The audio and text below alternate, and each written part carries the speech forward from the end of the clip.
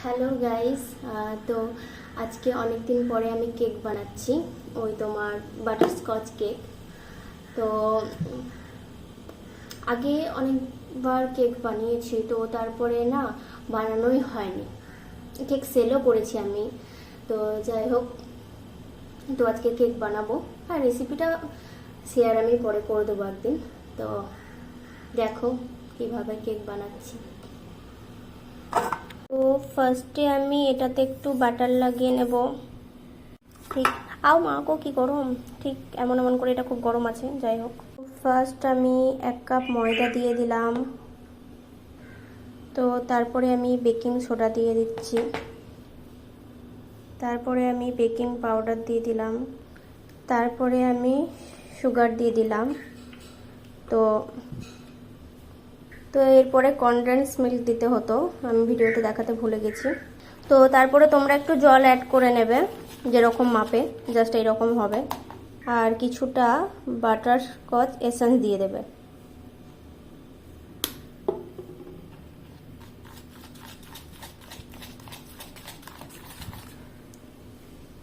কালারটা না এরকম চলে এলো, খুব সুন্দর কালার। তো এরপরে আমরা একটু বাটার দেবো, জাস্ট এতটা দিলেই হয়ে যাবে। বাটারটা গরম করে নিই আমি।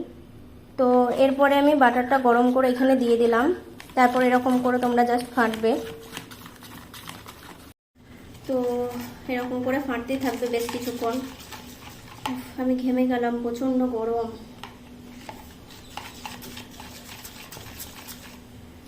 আর তোমরা যখন ক্রিম কোট করবে তখন এসিতে করাটাই বেটার, কেননা প্রচণ্ড গরম থাকলে ক্রিমটা গলে যায়।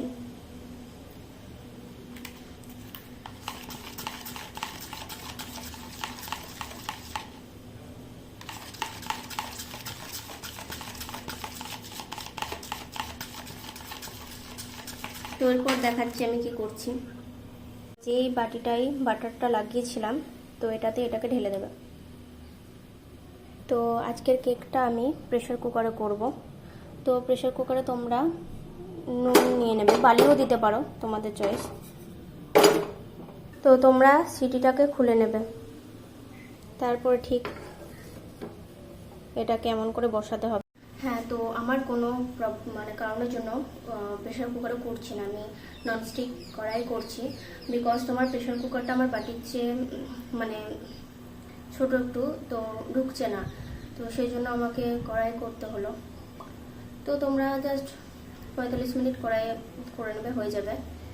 আর আমার মাইক্রোওয়েভ নেই, জাস্ট গ্রিল মেশিনটা আছে। মাইক্রোওয়েভটা বাবার বাড়িতে আছে, তো ওখানে আমি মাইক্রোওয়েভও করিনি, প্রেসার কুকারে করেছি, কারণ প্রেসার কুকারে কেকটা টেস্টি হয়।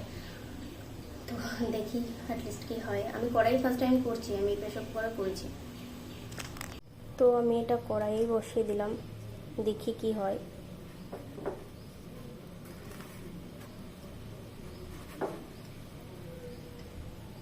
এরপরে আমি ঢাকা দিয়ে দেব।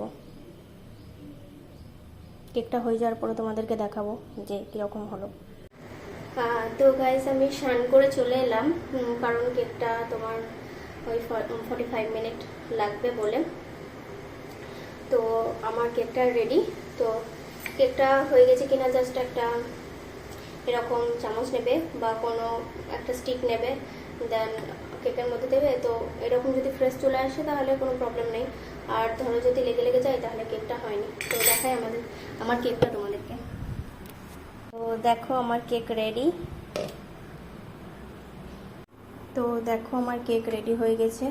1 পাউন্ডের কেক বানাবো। দেখো কেকটা স্পঞ্জও হয়ে গেছে, এই দেখো। তো চলো এই ক্রিমটা ফাটিয়ে নিই। যাই হোক, বিটারে করে ক্রিমটা ফাটিয়ে নেব। তো তোমাদেরকে পরে দেখাচ্ছি। আমি ক্রিমটা ফাটিয়ে না তোমাদেরকে কেকটা ডেকোরেট করে দেখিয়ে দিচ্ছি। তো আমাদের ক্রিম রেডি।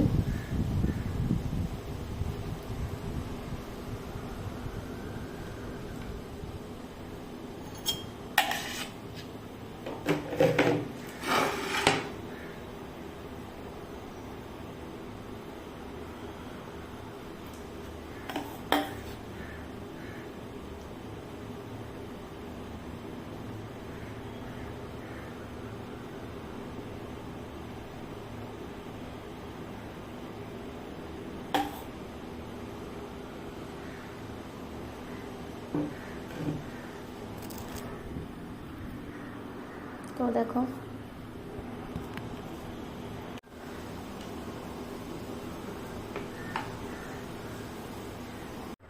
তো আমি খুব তাড়াতাড়ি কেকটা বানিয়েছি, কোনো ডিজাইন করিনি কারণ আমার সব জিনিস নেই। তো আমার কেক রেডি, দেখো।